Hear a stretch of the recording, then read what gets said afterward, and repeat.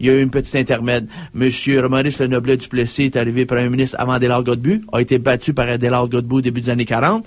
Et là, Adélard Godbout, lui, a été rebattu par monsieur Maurice Lenoblet-Duplessis, qui a pris le pouvoir en 44, non-stop, pendant 15 ans ici. Et on appelait ça la période de la grande noirceur. De la grande noirceur. Là, on se demande si on n'est pas encore de vivre un remake. L'histoire ne bégaye pas, elle se répète. Ben non, l'histoire ne se répète pas, elle bégaye, c'est comme vous voulez. C'est vous qui décidez, chers auditeurs. Et on est-tu encore à une époque de grande noirceur où la crise économique va faire en sorte qu'on va brader sur la place publique nos ressources collectives. C'est ça, justement, l'enjeu. Et il est de taille, chers auditeurs. Et tout ça va faire en sorte que quoi? Eh bien, chers auditeurs, de plus en plus, les gens laissés à eux-mêmes, l'État qui abdique ses responsabilités sociales, collectives. L'environnement, ça n'est pas une priorité. Et on sait justement le volet qui va le plus écoper de cette crise économique et financière, c'est le volet environnemental. Et les groupes environnementaux, ils vont crever les uns après les autres, faute justement de financement. Ils sont déjà sous-financés, donc ce n'est pas une priorité. De toute façon, ils constituent des bâtons dans les roues pour les investisseurs étrangers qui veulent venir investir leurs billes dans des projets miniers comme les projets qu'on vient de parler ici. Le Québec est un paradis judiciaire pour les compagnies minières et 60% des compagnies minières mondiales sont enregistrées ici au Canada, qui est un havre judiciaire. Donc, chers auditeurs, oubliez pas, c'est ici, chers auditeurs, qui s'est passé l'arnaque avec, comment s'appelle la firme Bricks? Voilà, Bricks. Alors, Bricks est une société minière canadienne et cette compagnie-là a fait accroire à tous les investisseurs, à tous les Canadiens, qu'elle avait découvert un filon d'or dans des forêts, je pense que c'était en Birmanie à l'époque. Elle avait découvert un filon d'or, une mine sans fond. Alors, je veux dire, on avait de l'or là pour pratiquement 1000 ans. Alors, c'était le plus gros filon d'or à l'époque. Mais ce qu'on a rendu compte par après, que les carottes qu'on avait forées dans le sol, ces carottes-là avaient été saupoudrées d'or, de poussière d'or. Donc, à ce moment-là, les gens ont été dupés, puis les gens ont investi dans Bricks. Et là-dedans, on retrouvait qui dans Bricks? On retrouvait des gens de haute envergure. On retrouvait des gens de SNC-Lavalin qui ont été pris dans le dossier. On retrouvait des gens également comme M. Henry Kissinger. On retrouvait le père Bush, encore une fois, Brian Mulroney. Et voyez-vous, des grosses huiles. Tous ces gens-là s'en sont sortis avec absolument aucune sentence, absolument rien. Tout le monde est retourné à faire leurs grosses affaires, brasser leur grosse business. Et Bricks, c'est le plus gros scandale minier ici au Canada. Donc, rappelez-vous, on parle d'un scandale de milliards de dollars qui impliquait 3 pays. Alors, même plus que 3 pays, mais, chers auditeurs, ça s'est passé ici au Canada. Donc, c'est avec raison qu'on dit que le Canada est un paradis judiciaire pour les compagnies minières qui s'incorporent ici. Donc, chers auditeurs, de plus en plus, à cause de la crise, les gens sont abandonnés, sont laissés à eux-mêmes, l'État se déresponsabilise et on pratique quoi? On pratique le troc. Ah, le troc! Eh bien, bravo au Devoir qui a écrit justement une série d'articles en fin de semaine et ça valait la peine de lire ça, chers auditeurs, sur le troc. Alors, stimulé par la crise, dopé par Internet ou pratiqué pour le plaisir, le troc reprend du service. Ça, c'est le plus vieux mode d'échange au monde et le troc permet de soustraire à l'impôt certains flux monétaires, donc de donner une plus grande valeur à ce qui est troqué.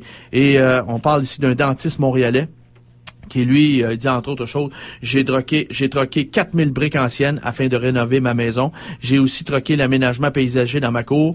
J'ai troqué un vieux poêle à bois et même des poulets et des légumes. Alors, lui, il offre ses services de dentiste et puis en échange, s'il y a bien quelque chose sur sa maison, il demande à quelqu'un, regarde, tu peux pas me payer en cash, en liquide, à ce moment-là, tu vas me payer en service ou tu peux me payer en briques. Donne-moi des briques, j'ai besoin des briques pour faire le parement extérieur de ma maison ou j'ai besoin d'un vieux poêle à bois ou besoin d'autre chose. Voilà, on trouve des façons, un terrain d'échange. Et ça, chers auditeurs, c'est vieux comme le monde, cette activité-là. Et on donne d'ailleurs, chers auditeurs, il y a le système d'échange locaux, le système qui s'appelle le passe-temps.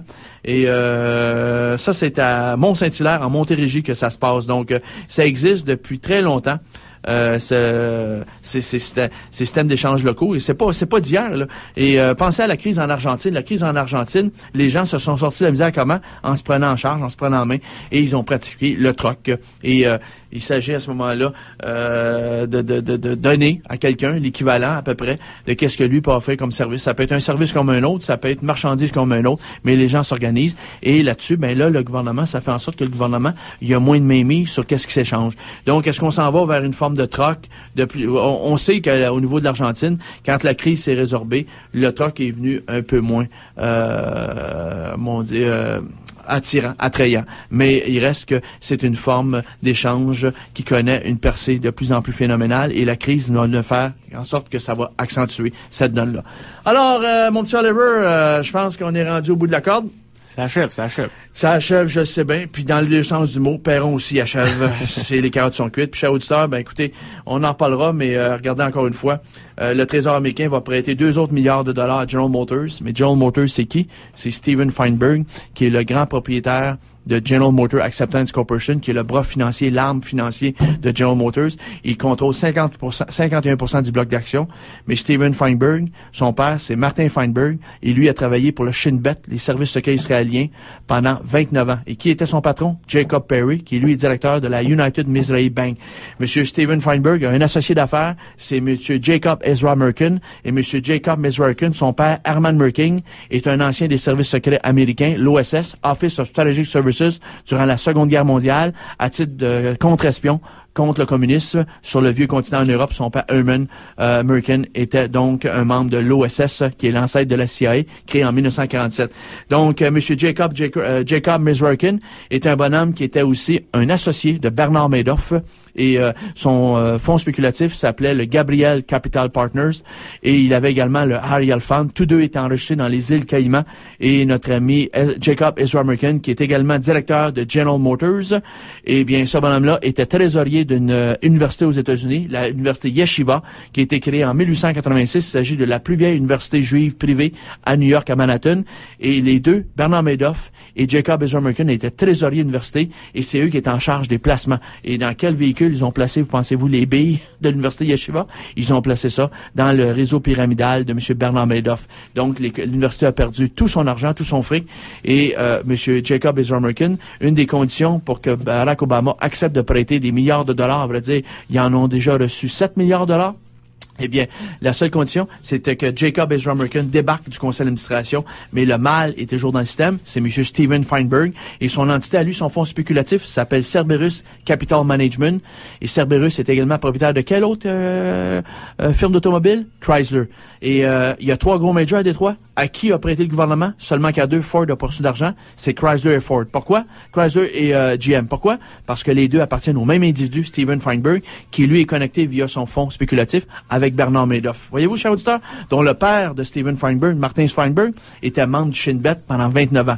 La boucle est bouquée. Voyez-vous, cher auditeur, il n'est pas question qu'on laisse tomber nos hommes, les services secrets, donc on les finance.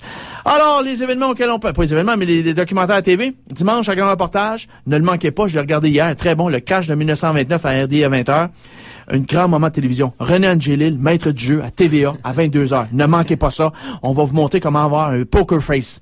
Un poker face. C'est lui que là, lui, sa face, hein, il a une face à claque, mais c'est un poker face, OK? Ça, c'est dimanche à 22h. Et mercredi, à grand reportage, le rôle du Comité international de la Croix-Rouge durant la Deuxième Guerre mondiale. Et qui était derrière ça? Les Chevaliers de l'Ordre de Malte. Ça, c'est mercredi prochain à RDI à 20h.